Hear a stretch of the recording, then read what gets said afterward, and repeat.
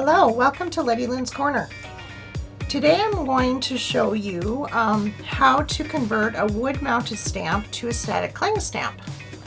So about a year ago I did a video on this and I've had an amazing response for it, and so realized that lots of people are wanting to find a different solution for the space taking for their wood stamps and how to solve that problem.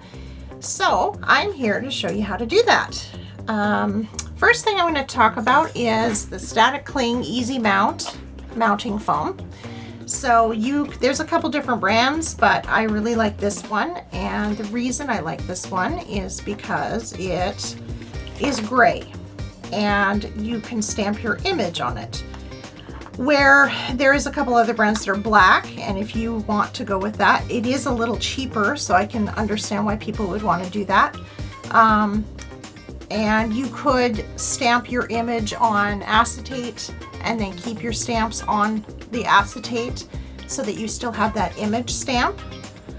Or you can do what I would do, and that is the gray, and I stamp the image onto the actual gray foam and then put your stamp on the other side.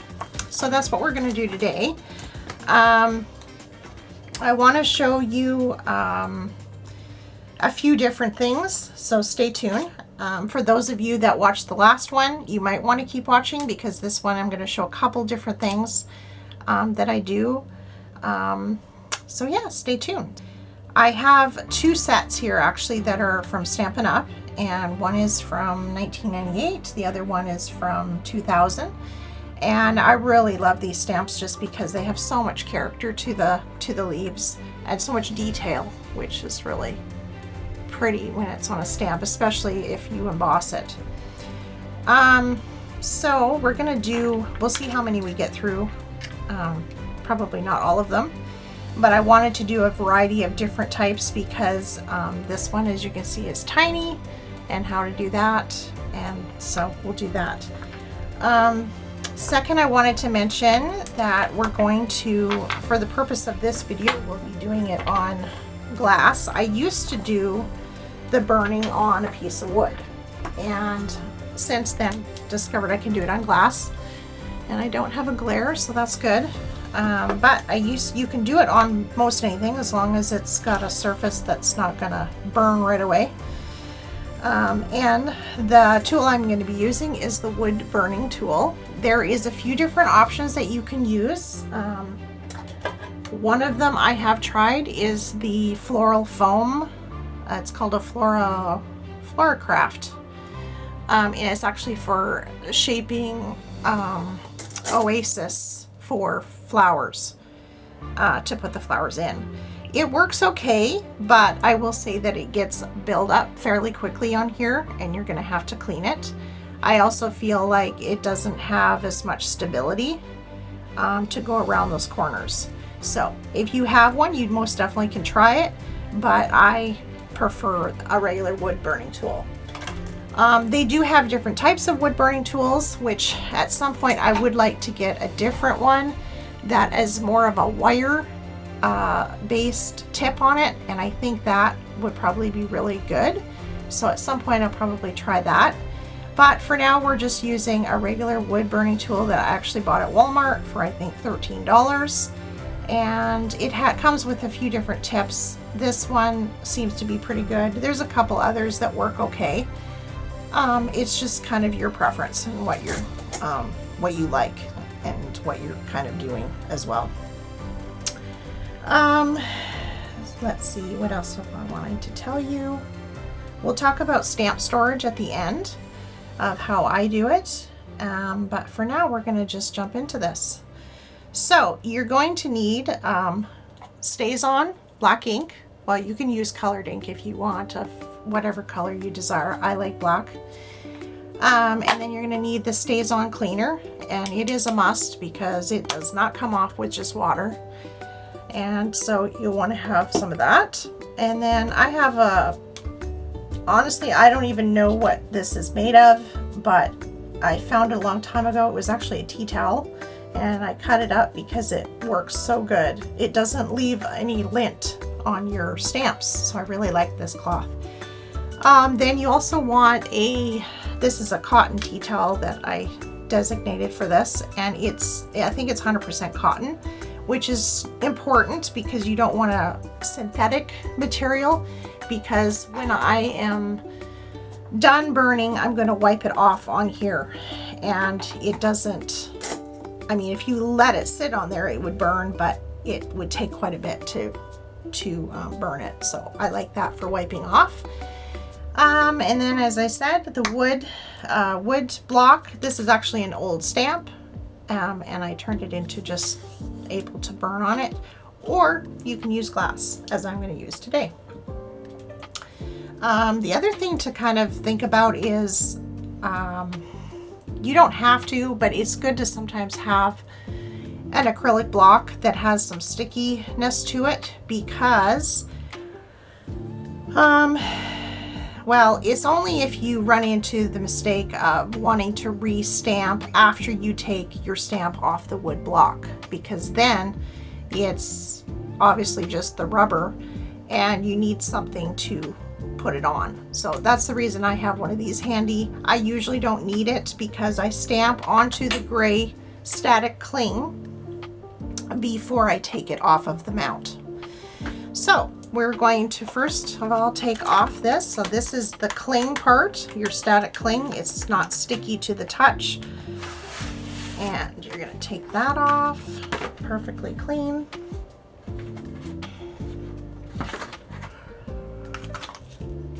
And we're first going to stamp our image on here. So that's the first thing we're going to do.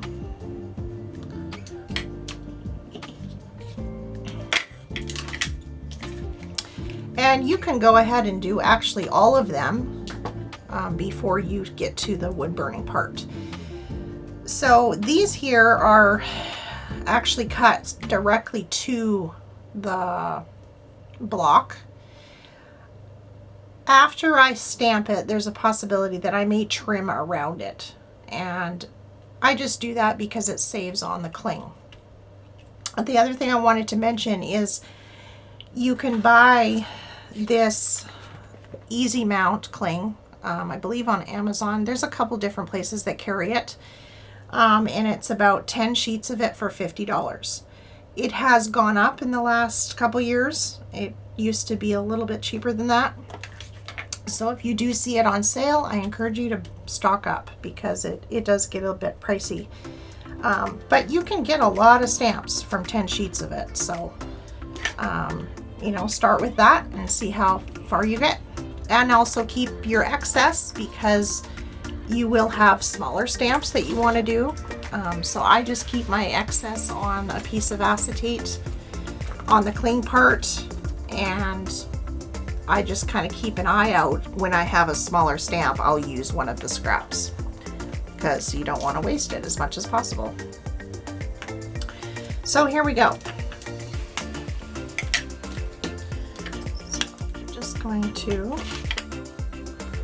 and you want to make sure that you get a really good amount of ink, but you don't want it dripping either, because this again is a non-porous surface. It's fairly what's the word, I guess it glides, or it's slippery surface. And so when you make your impression, you're gonna really want to make sure you don't move it as much as possible, because it'll mess with your image as you know you would with any other surface, but especially this one. So make sure you get all the areas covered. There is a way to do it where you could re-stamp it like you would with a card by using one of the stamp presses. And the only thing is that, I mean, if you're going to do a lot of stamps, it might be worth it for you, is to buy one and then designate it as kind of your stamp converting press, because what you would have to do to make it work is you'd have to put some kind of adhesive. Actually, Eileen's tack it over and over would work, and then maybe you could take it off of that after that. Is you would basically paint it with that so that you could put your stamp on there, which would be after you take it off the wood block. And then that would allow you to stamp it more than once in one exact spot.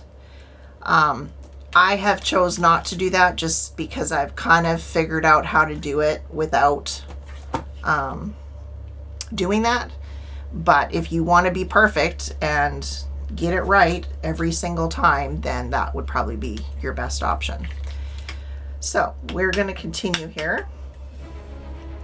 And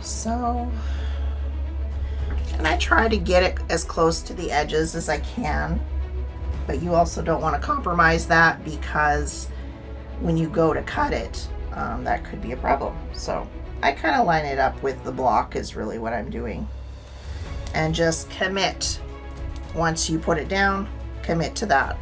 You can rock it a little, not too hard, because again, that ink will kind of, what's the word? I guess spread out and make a bigger impression than you want. So that's a very good impression. So we're going to call that good. And I'm going to clean my stamp right away.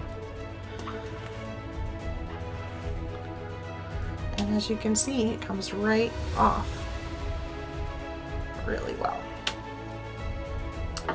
So set that aside. And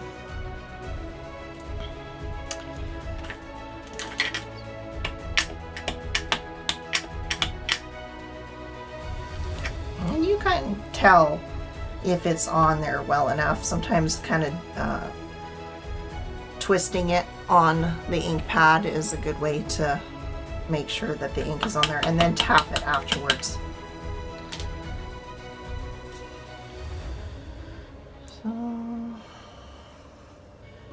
So I'm now going to cut it. And you do want to kind of dedicate a pair of scissors to this process, at least for the time that you're doing it. And then after, you can clean this, and I will show you how to do that when we're done. So it will come to a point that in the middle ones, I may cut those out after I've done one or two of these, because the concern that you can have is that this will get too close to other things and start to kind of, the remnant heat will start to kind of melt a little bit of the foam around it. So just keep an eye out for that. All right, so we're gonna close our ink up. We're done with that for now. And we are going to start with the big one here, and we're gonna try to take this off. So the next concern will be how well they come off of this other foam. So this one here looks pretty good. So you just kind of slowly see what it does and works off its way.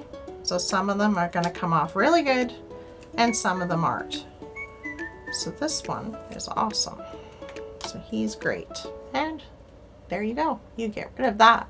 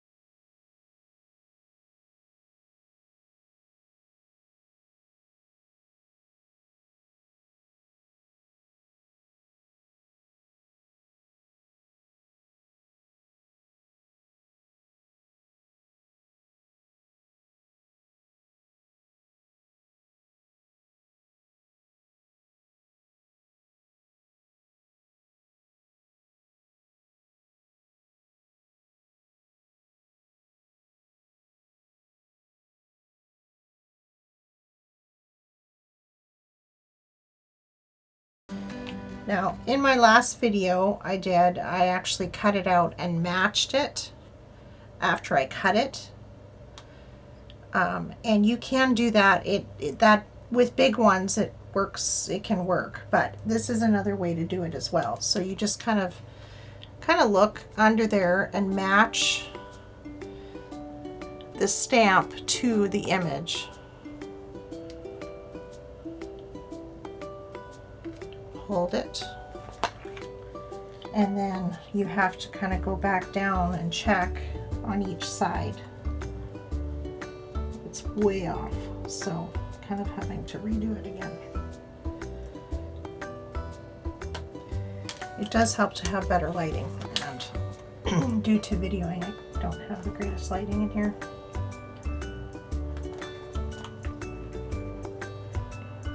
So it just needs to be slid over a little. So.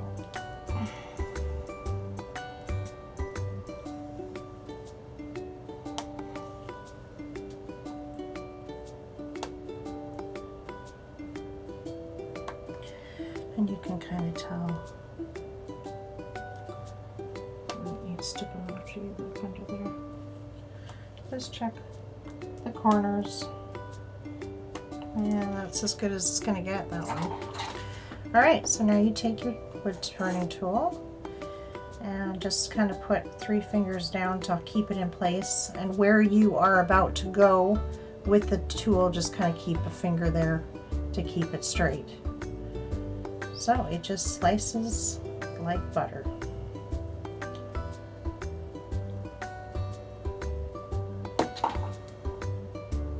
There we go. Wipe your tool. Once you do one swipe at a time, I wipe it because it does have, I mean, you are burning foam, and it does get a little bit of a residue from that. Hold it again. And the rubber is pretty resilient, so you can go somewhat up against it and it won't burn or melt, I should say. So I kind of went a little close there, but it's not the end of the world. So then we're going to take that off. We have it cut, and this technically should be perfectly the size that you need it to be. So you're just matching the edges, and you can kind of stretch it a little bit once it's on there. So it's a little bit needs to go kind of closer to the edge on this side here. So I'm just kind of smooshing it a little bit. And because I went a little close on there by the foam, I can just leave it, or I will take and just kind of guide around it because I have room. And nice and cut perfectly. So you now have a clean stamp. All right, so that's one. Let's do a couple of these small, or one of these small ones, just to show how. So like this here one, you can kind of tell it's really jagged around the edges, but there's not much you can do about it because trying to cut that, it's so small, it's not gonna cut very well. So we're just gonna leave it, and we're gonna turn it on its image and match it as best as we can. And for this, because it's so small, we're going to use some tweezers to kind of hold it in place instead of my big fingers. So it's pretty dead on. You can see a little bit. So in other words, you don't want to see that image popping out from the edges underneath your stamp. You want, it should be covered technically. All right, it's as good as it's going to get. So these are a little trickier, I will say, but it's possible. So remember to kind of keep your tool upright as much as possible, because if you lean too much into there sideways, you're going to cut your image off. So keep it upright.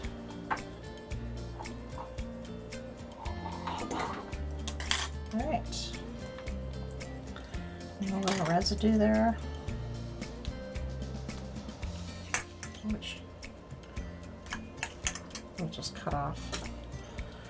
It's stuck in there.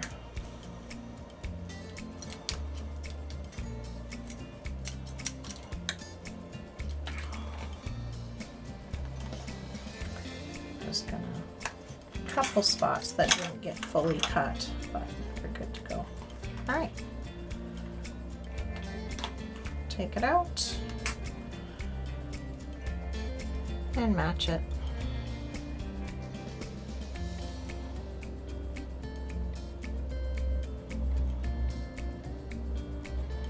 And then if you want it to be a little cleaner, you can take and use some little scissors and just kind of look up at it and trim it around the edges.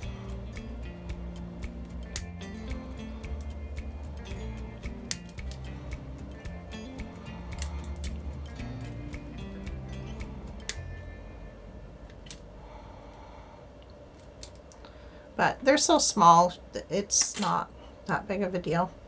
So he's tiny, but he's there. All right. So there's a couple examples of doing the smaller stamps. I'm gonna just let these be for now, and I will do those later. But I wanted to show you my stamp storage. So let's move a few things out of the way here. So I use the 3-inch binders, and I have found all of mine at a secondhand store. And so this is how I store all of them. I have them labeled on the outside right here. This one is just plain flowers. I do have one that says flower sets, which means that it has more than one flower to a set. I keep my sets together as much as possible, because if there's at any point I want to either sell them or give them away, then the set is together.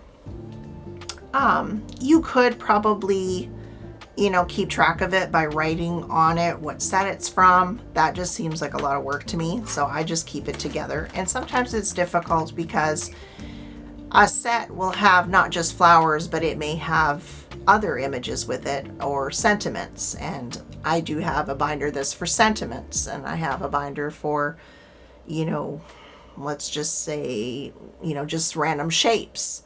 And so you do have to kind of like decide, well, what does it have the most of? And that's how you decide where it goes in the category. So this one just has the flowers. So it has random, these ones I have redone. And then I also keep the ones that I purchased that are the acrylic stamps, the clear ones. I do keep them in the same binder with the ones that I redo. So you have a multitude of different sleeves that you can get. Again, I am a secondhand junkie, whatever you want to call me. I am addicted to secondhand stores. I will fully and completely admit that. So they have, these ones are photo sleeves. So you can put, it would have been for like 2 pictures, and it works great for the bigger ones. I'm gonna move it out a little.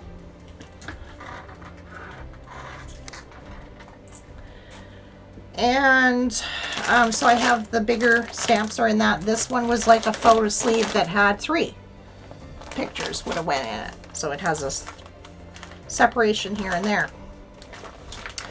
This one here is for sports cards, for collectors of cards, baseball cards. So these ones actually work probably the best. They are one of my favorites because you have 9 slots, and you can put 1 to 2 smaller ones in there, and they fit perfectly. I think that's all I have in this one. And then for the really big ones, obviously I use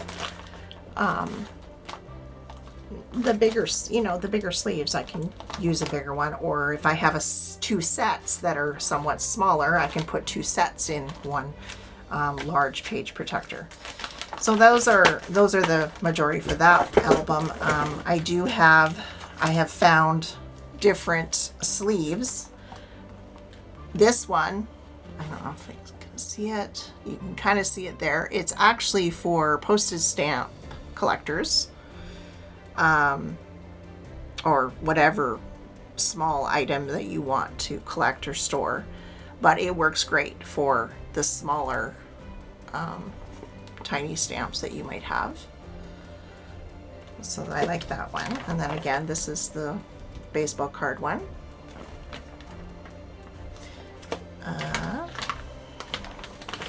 This one is for, I believe, slides. People that used to take pictures and have them in slides, or sorry, not slides, negatives, picture negatives, and would store them in binders. And so these were good for those border stamps, or the yeah, pretty much border stamps, or if you had a bunch of little ones that you wanted to put in there, but then it's going to be hard to get them out. So it's really good just only for the longer ones. And then this one, I'm actually not sure what they use this one for. If you know, you can send me a comment below. But it works really good for some of those bigger ones. It's only got 3 slots in it, but they're the 8.5 or 8-inch length.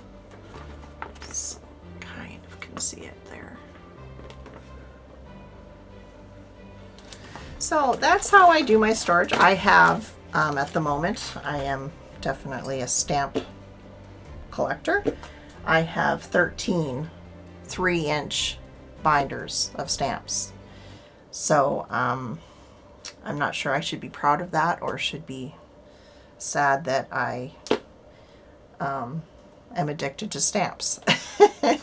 But anyway, and I will say that most of my stamps, a huge portion of them, are all secondhand.